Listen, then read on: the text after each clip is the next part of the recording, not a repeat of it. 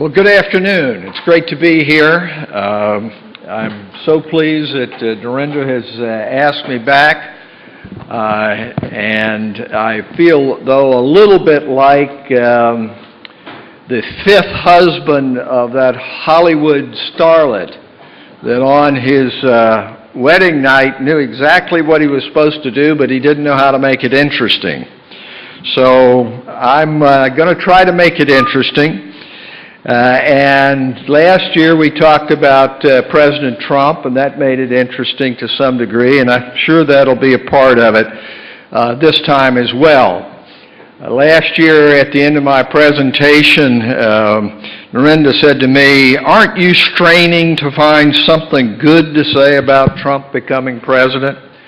Well, perhaps, but I'd like to make two overarching points. One, the advent of the Trump administration has opened up the path to greater cooperation in the strategically important area of oil and gas. Engagement in this crucial area has the power to bring the U.S. and India closer together.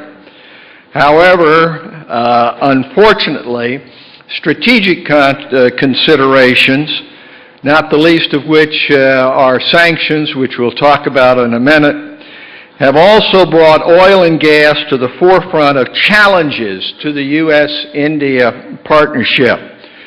The second point is that the Trump administration emphasis on fossil fuels has led to announced withdrawal from the Paris Agreement and thus left the U.S. and India struggling to find a common way forward on pollution and climate change in conjunction with energy. This does not augur well for what happens to the U.S.-India energy agenda on renewable energy and sustainable growth, although it still provides scope for progress on power, energy efficiency, and even the long-delayed dream of civil nuclear engagement. Now, there have been some changes since we met last year. Mr. Rex Tillerson, who had been the head of ExxonMobil, is no longer the Secretary of State. Scott Pruitt from Oklahoma, who was head of the EPA, is not there anymore. But rest assured that oil and gas is still in the driver's seat. For example, the Secretary of Energy is still Rick Perry, who used to be the governor of Texas, and as you heard from Mr. Rystat this morning, it won't be long before Texas, the one state of Texas, will be a greater oil and gas producer than Saudi Arabia, just one state out of the 50. So you can see that there is very much an incentive there. In fact, that we have that the United States remains the world's top producer of petroleum and natural gas hydrates.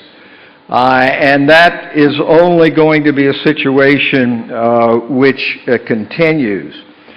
As you probably know already, that has started to produce a flow between the United States and India. GAIL has signed a deal to buy 3.5 million tons a year of LNG for 20 years from Cheniere. The first delivery was made March the 30th, and I understand there have been two more since then. The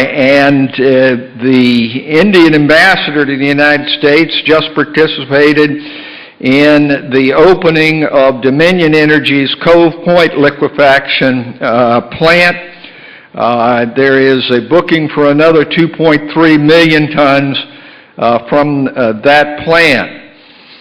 In support of gas sales, U.S.-India Natural Gas Task Force has been set up to support India's, quote, vision for natural gas in the economy of India.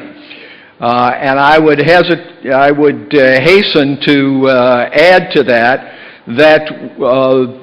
a lot of the action is going to be at the state level, because you've heard that constraints are infrastructure, and Indian states play a great role in that, as do U.S. states. And at my own Center for Strategic and International Studies, we have an initiative at the state level, and so you shouldn't just think about this in terms of U.S. and India national governments, but the state governments are very instrumental as well. On the oil side, the U.S. is already becoming a major crude exporter, sending 1.76 million barrels per day abroad in April. And all told, producers and traders in the United States sent more than 15 million barrels of U.S. crude to India this year through July, compared with 8 million barrels in all of 2017.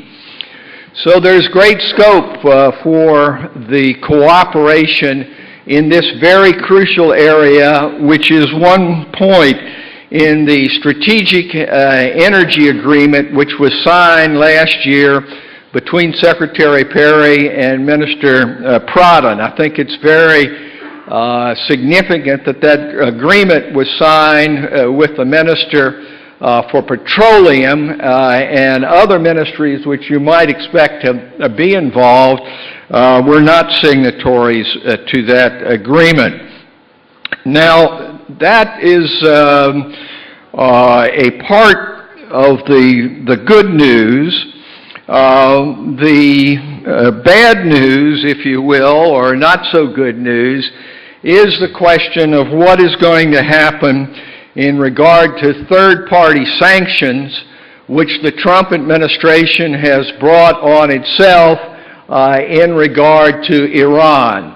As you may know, the Trump administration has put out a statement, edict if you will, saying that nations that deal with Iran and petroleum need to go to zero by November 4. Now, in regard to India, I don't think there's anybody here who thinks that that's very realistic. Being that Iran has supplied about 10% of oil needs, is the second or third, depending on the time period, in terms of supply. Now, fortunately, there are discussions going on, and some say, well, this is just like it was in the Obama administration, and that it will be overcome. We have other questions in that regard which are similar in regard to the so-called CAATSA sanctions against Russia, and in regard to tariffs, as to which there is a threat of retaliation from India in regard to tariffs. In the remaining time, let me just say a couple of words about withdrawal from the Paris Framework Convention on Climate Change. This is complicating all the rest of the so-called four pillars of the strategic agreement between the U.S. and India. In regard to that, the Paris Agreement, you can see 180 parties ratified of 197, and now there's one that has withdrawn, which is my own government. Even if you look at coal, where there has been an upswing of exports from the United States, the question remains then, how do you deal with climate change and environment? The same goes for the renewable energy and sustainable growth pillar, the power and energy efficiency pillar of this agreement. The question really is not, are you going to interact in any of these areas? The question is, how will the U.S. and India be able to integrate in terms of a common approach both the environmental and climate change issues, along with those needs to provide affordable energy to the common man and woman, the Am Admi, if you will, in regard to being able to have economic development. One word about civil nuclear. Both sides are in favor of the Westinghouse civil nuclear project in Covada, but there is a great concern as to how this possibly can be financed in view of the fact that Westinghouse has had grave difficulties in being able to get its finances in order after having had great cost overruns in 2 new nuclear power projects in the United States. In concluding this part of my presentation, I want to show the natural gas advantage in regard to climate change and pollution. And all you have to do is look at the figures on carbon dioxide, carbon monoxide, NOx, nitrous oxide, SOx, sulfur dioxide, particulates, and mercury, and you can see the advantage of natural gas over coal.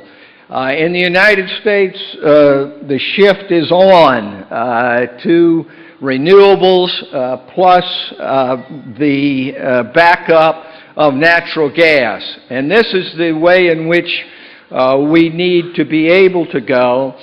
You also saw earlier today that India, unlike China and others, is continuing, in spite of the Modi government understanding the need to move forward on both climate, environment, and in conjunction with energy.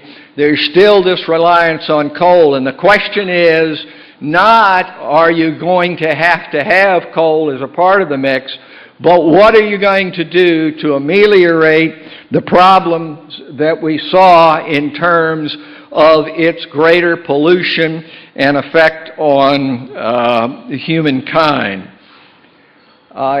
In conclusion, it's perfectly obvious that energy engagement can be a positive driver in strengthening the U.S.-India partnership. I would submit that the strongest bilateral relationship ought to be between these 2 largest democracies in the world. But this is not going to happen without a lot of attention from both sides in terms of being able to move forward in an environmentally responsible way to provide affordable energy to the common man and woman, both in the United States and in India. Thank you very much.